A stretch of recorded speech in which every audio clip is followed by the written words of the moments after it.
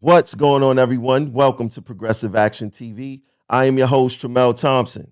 I am also the new Vice President elect for TWU Local 100, RTO Subways Division. So anything regarding subways and this and that, I am your guy. But before I get into this whole congestion pricing thing, I want to talk about this right here, and this regarding transit workers. And a lot of people don't know that, sometimes transit workers do not get breaks. Sometimes, our working locations is very far away from the store. So we set up concession stands, right? The concession stands will consist of sometimes hot food like hot dogs or glizzies, snacks, cakes, fruit, no matter what it may be. But the MTA is starting to crack down, and they are doing this in Coney Island Yard, right? And they said as of Sunday, December 29th, 2024, concession stands are no longer permitted in Coney Island Yard Tower B. I'm telling you guys, the transit authority does everything in their power to make our life harder, right? A lot of people don't know transit workers work without lunch breaks. Sometimes we work without bathroom breaks. If we use the bathroom excessively, they would send supervisors to monitor us. They would send us to the MTA doctor. It's all up to their discretion. There's no rhyme or reason for some of the things that they do. And us as workers, we do a lot of things to make this system work. If workers were to go by the rule book, the same rule book that they punish us by, system won't really be running like that. So I'm confused as to why management, because this is a big stick manager move. Someone got their panties in a bunch and decided to say, hey, no more concession stands or whatever the case is. Now I get it. Sometimes there be little minor arguments over things or disagreements and they'll shut it down. But let's cut the silliness out. The workers make this system work. When it's good for us to bend the rules for you guys, everything is hunky dory. The minute that y'all want to weaponize the rules against us, y'all ready to give us days in the streets, suspend us, fine us, whatever you want to call it. And this is just another effect of that. Now, I'm just confused why Coney Island Yard will want to do that with a vice president coming in such as Tramel Thompson. Because there's a lot of things I could go in that yard for and shut it down. So I plan on making a visit to Coney Island Yard very soon, unexpectedly. Hopefully they got their situation in order, but this is the transit authority. They don't never have everything in order. So we're going to have some fun there, you know, checking out safety and things of that nature. Now, speaking of concessions, on January 5th, congestion pricing starts in New York City, right? Now, this is the problem that I have with congestion pricing.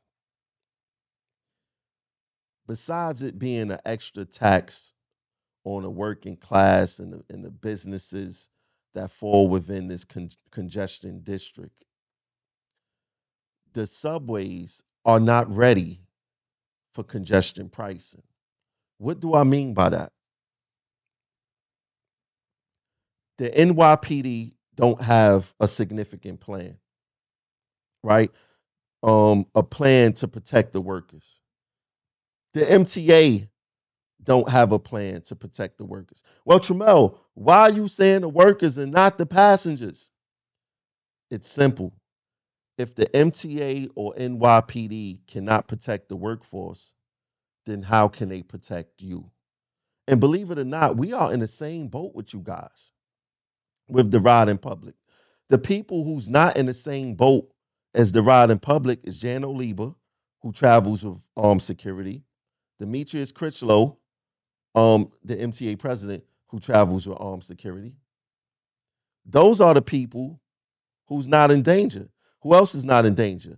MTA superintendents, they never identify themselves out there. They like to blend in because they know that MTA logo breeds negativity from the public, right? So now we just had someone set on fire in Coney Island, Stillwell. RP to that woman, right? We had two people shot on the Avenue U, or shots was fired on the Avenue U platform, right? We had someone stabbed in the neck, was 34th Street, Grand Central, wherever that was, and a host of other crimes that happen on a daily that do not get reported to the news, right? So now, without a significant plan in place by NYPD, by the MTA, a new influx of people, disgruntled people who's going to be upset because of service. The trains is not running how they supposed to. It's cold and this and that. And do you think those people gonna be happy campers? Who do you think the first people or person they're gonna take their animosity on, their anger out on? Transit workers. Guess who else people are gonna be taking their negativity on? Each other. Because now the state, once again, Kathy Hochul, is forcing people into the transit system where they know it's not safe, where they know that there's high felony crimes in the subways, where they know that robberies and muggings and slashings and other quality of life crimes is happening in the subway. Why are you forcing people down in the subways without having a viable plan coming from NYPD on the MTA, letting us know how you're going to protect the workers and riders with this new influx of passengers coming into the system? To be truthful, the subway system is not ready for hundreds of thousands of new people to come down there. They're not ready safety wise, they're not ready service wise, none of the above. But guess who's going to be paying the piper for them not caring?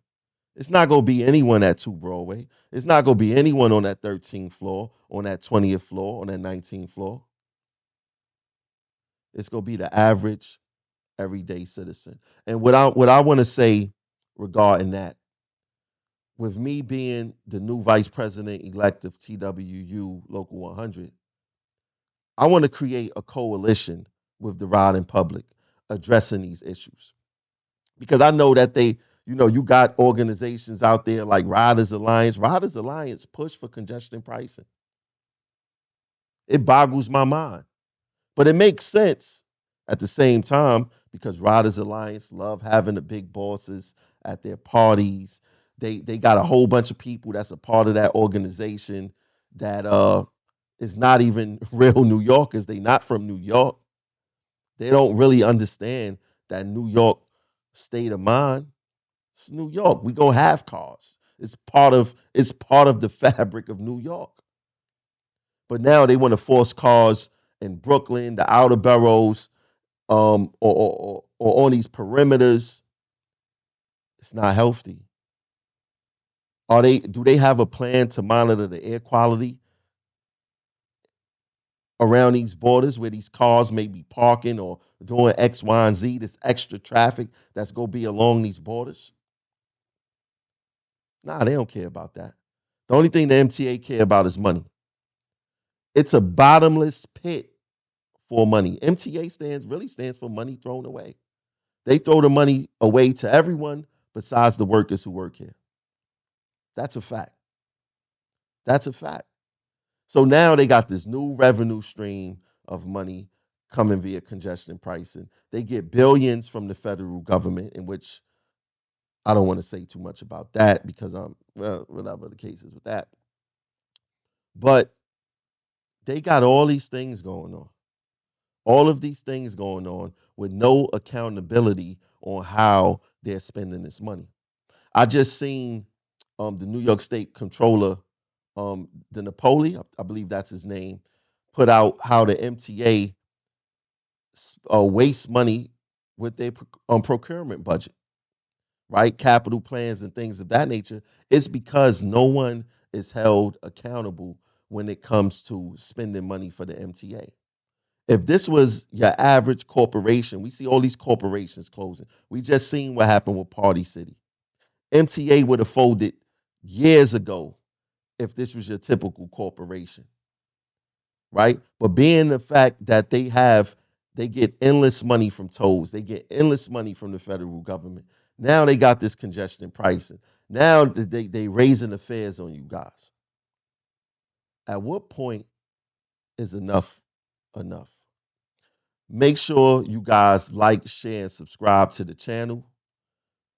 Anyone interested in getting involved in creating a real workers and riders coalition, come over to Progressive Action. I'll catch you guys later. Peace.